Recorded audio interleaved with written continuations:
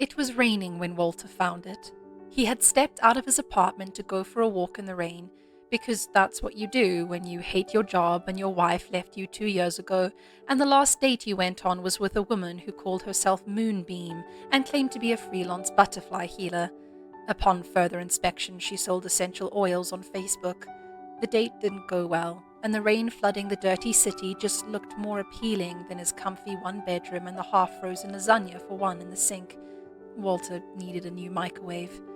The cafe hadn't appeared out of nowhere in a poof of smoke. There was no fairy dust or whooshing sound.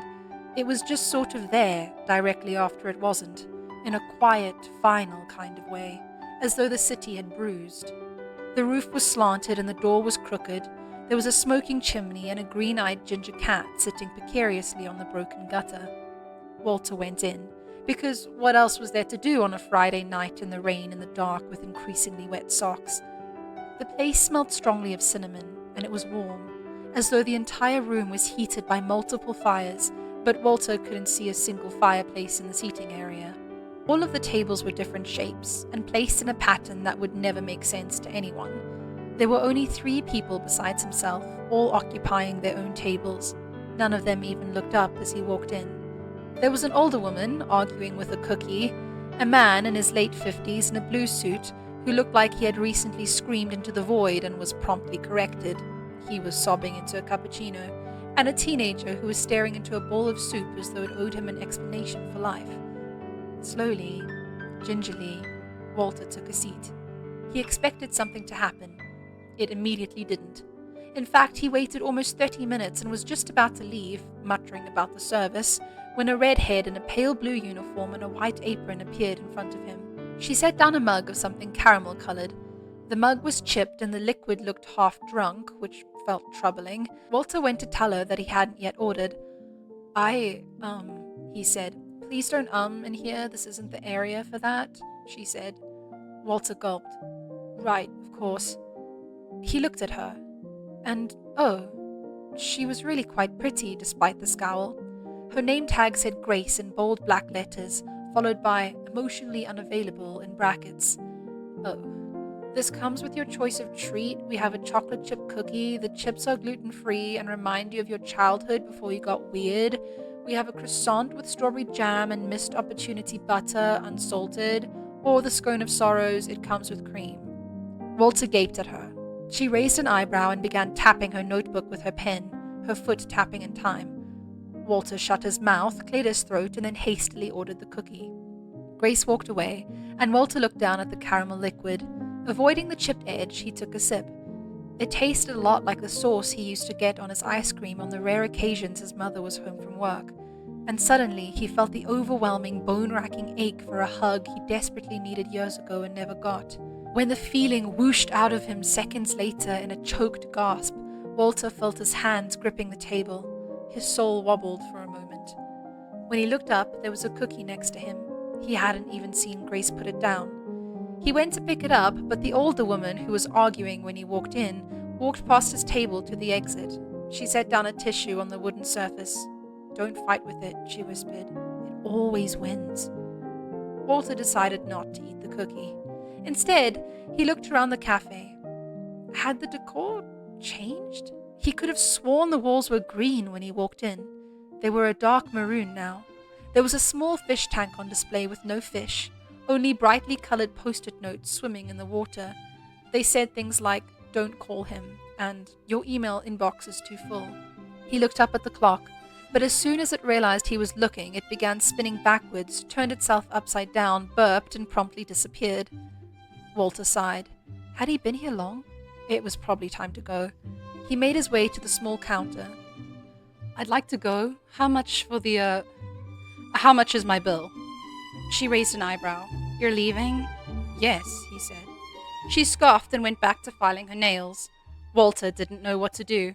He very often didn't know what to do when he was around women, but this time especially he really didn't know what to do. So he slowly turned and began making his way to the exit. Or to where the exit used to be. The door that was the exit had changed rather suddenly into a door labeled Fine Dining. He pushed through and found himself in an incredibly fancy restaurant. The clinking of wine glasses filled the air, and waiters in black tailcoats and quiet shoes glided around the room, shiny platters in their hands. One stopped in front of Walter and presented him with a silver platter, on which sat a piece of toast lying on a stack of paper. The message, "You liked to paint," was burnt into the bread. "Served with your incomplete math homework from 20 years ago, sir." Walter stumbled out of the room. Grace raised an eyebrow at him. He set his jaw and marched purposely toward the back, where there had to be a kitchen and surely a back exit. Except the little path he took as he passed her kept going and going. He heard scratching on the roof and the cooing of a pigeon. The cooing soon turned into an impactful political statement about war and justice and the importance of pigeons, until there was something that sounded a lot like a cat screech, some scuffling and then silence. Walter walked on. When the corridor finally opened up into a circular room, to the right there was a staircase with a small sign that said, "Suppressed Dreams," but it was blocked off by a cord that looked oddly like his late father's favorite fishing line. Not that way then. To the left was a door labeled "Room for Improvement." It was locked, making the door next to it the only option. It opened up into a greenhouse. Plants he had never seen before in all his life surrounded him. A turnip around the size of a small Honda Civic reached out a leaf and slapped him sharply across the face for staring too long. She was a married woman, after all. Walter was beginning to lose hope. He walked through the greenhouse until he hit the end, where a door was waiting for him.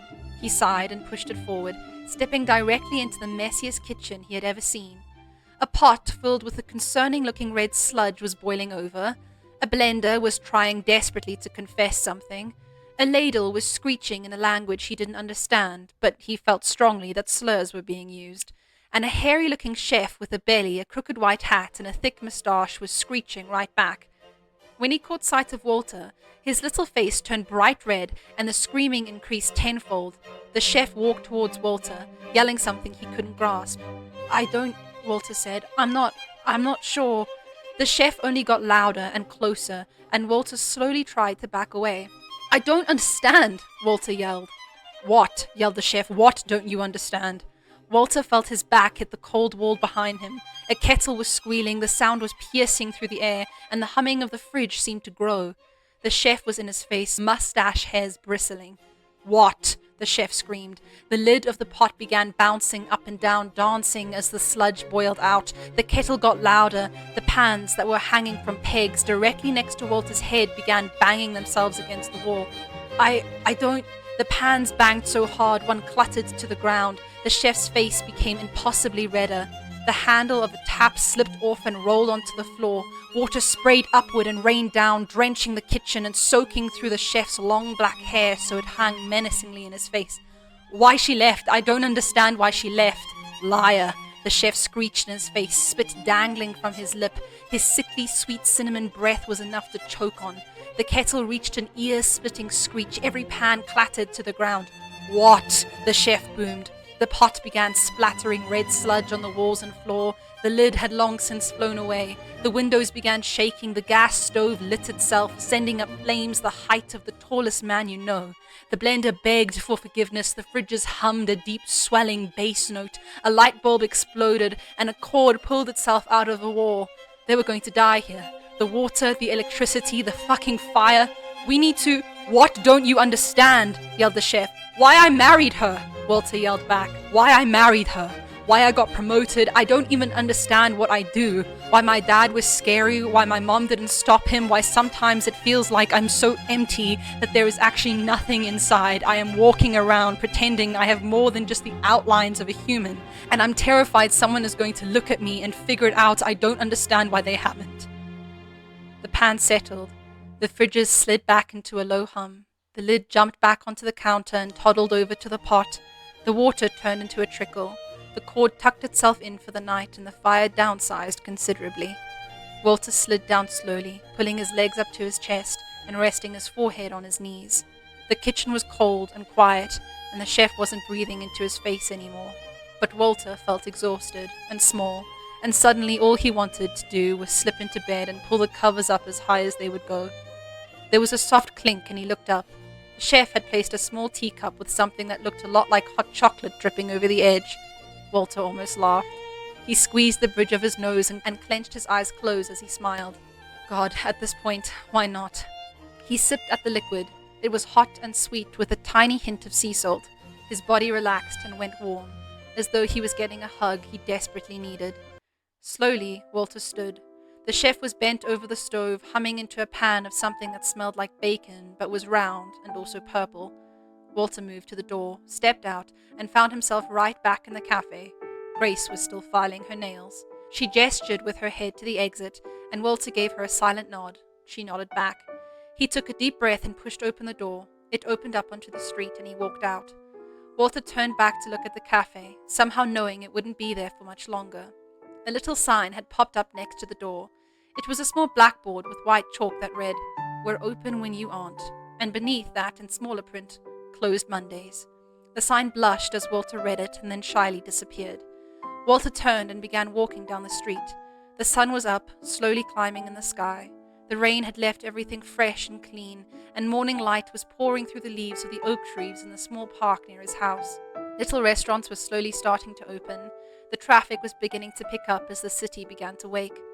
Walter glanced at the row of little shops on the other side of the street and found his feet coming to a stark stop when his eyes fell on a little arts and crafts store.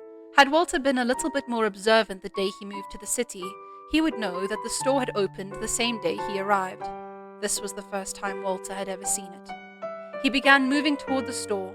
A ginger cat with bright green eyes brushed up against his legs just as he pushed the door open, a pigeon feather hanging from its mouth. The store was cozy and bright.